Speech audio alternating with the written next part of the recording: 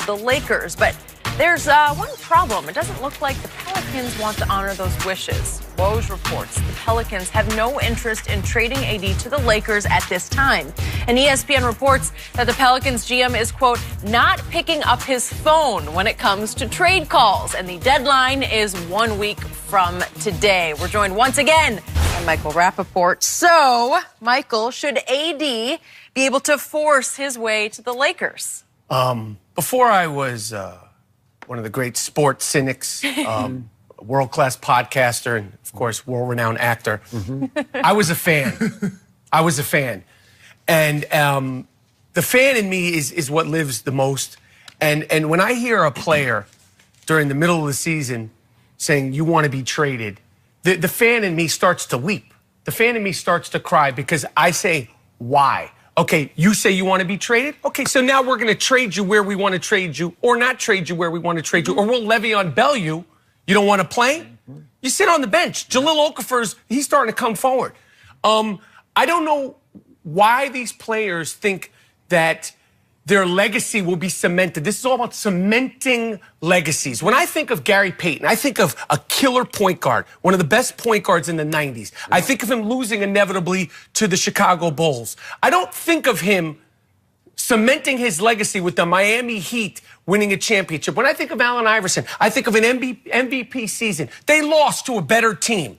Your legacy is not cemented by these rings. These players all think, I have to win a ring. If I don't win a ring, I'm going to get teased on TNT like Charles Barkley. I'd rather be Charles Barkley than a lot of these guys. I'd rather be Patrick Ewing, Karl Malone. So, listen, you want to get traded?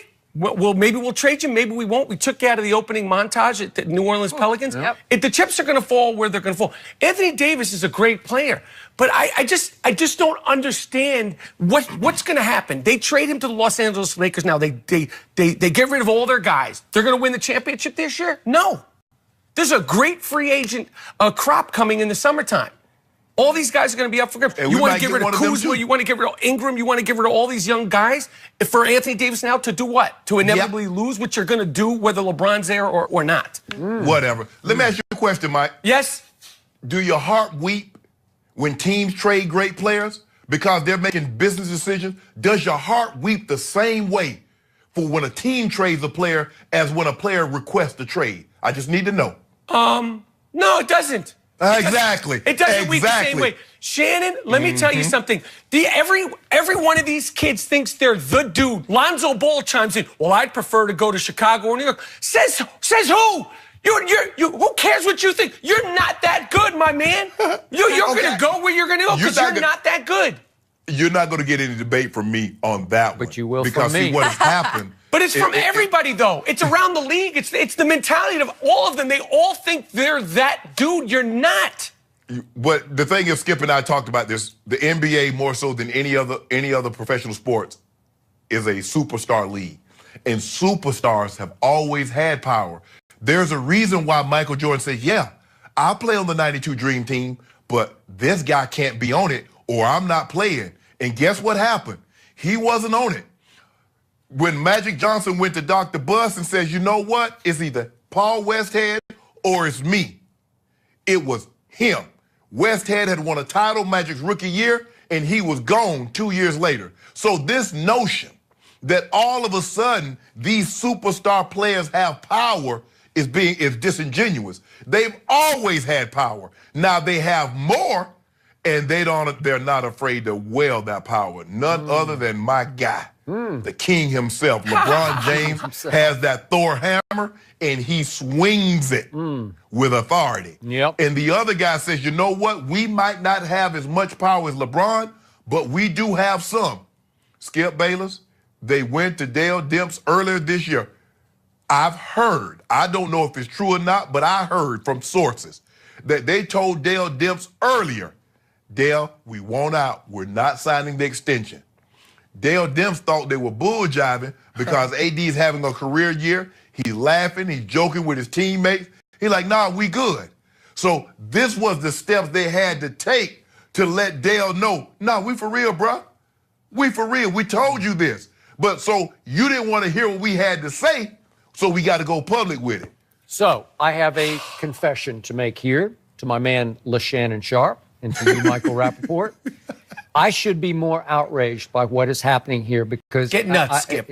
Well, again, it does offend me that the king is trying to flex or throw his Thor hammer or whatever he's trying to do. Yeah. And just strong arm his way to have AD in LA. It's offensive to me, but I do love it for this reason, because I'm with you on your conclusive point. And that point is, I don't think LeBron could win with AD in LA. I think AD is still overrated. He's not a takeover guy. I think he'd be much better with LeBron. He's a stats guy more than a W versus L guy, because he doesn't put up big W's. And I don't know that he would rise and shine in big playoff games alongside LeBron James. So I would love it if at trade deadline they pull this off, and I still think they will pull this off because he Going is to the LeBron. Lakers. Yes, I do believe it, because they have made it very clear to the Celtics. Let's start with the Celtics and your Knicks. No way are we signing long term. Now, there's a new report on ESPN. The Celtics believe with all their heart and souls that they believe they can convince Anthony Davis long term to come to Boston, because they won't have to give up Jason Tatum to trade for AD. So it'd be, what are they going to do about Kyrie? Okay, Skip? well, they think they can re-sign Kyrie. So with Kyrie, Jason, and AD, they could dominate the East, and they'll be able to talk AD into loving Boston and loving being in the Eastern Conference. No, no, no. Rich Paul will say no, no. That's a problem. Let me ask you a question. Let me ask you a question. Did Michael Jordan play great every night? Did Larry Bird play great every night? Whatever he did or didn't do, he wasn't crying and complaining about it. These were grown men when they came in there. All I'm saying, 29, 13 and a half, 4 and a half, 2 and 2. Let me pose this question to you, LaShannon. Yes. If the Lakers pull off this trade this season and they decimate their roster and they have guys coming in from the G League, the D League, Australia, and they get Anthony Davis, and be totally serious with me, do you think this season they will win the championship? The Western Conference Finals. And you know what, Shannon? I think that with this roster and health, they could still get to the Western Conference Final. So why not say, you know what, we're going to play it out. We have these young guys. We don't have to get rid of any of them. And in the summertime, we'll let the chips fall where they may. Anthony Davis, maybe. We're going to let the chips fall where they may. We're going to get Anthony Davis and another free agent. Don't get ahead of yourself.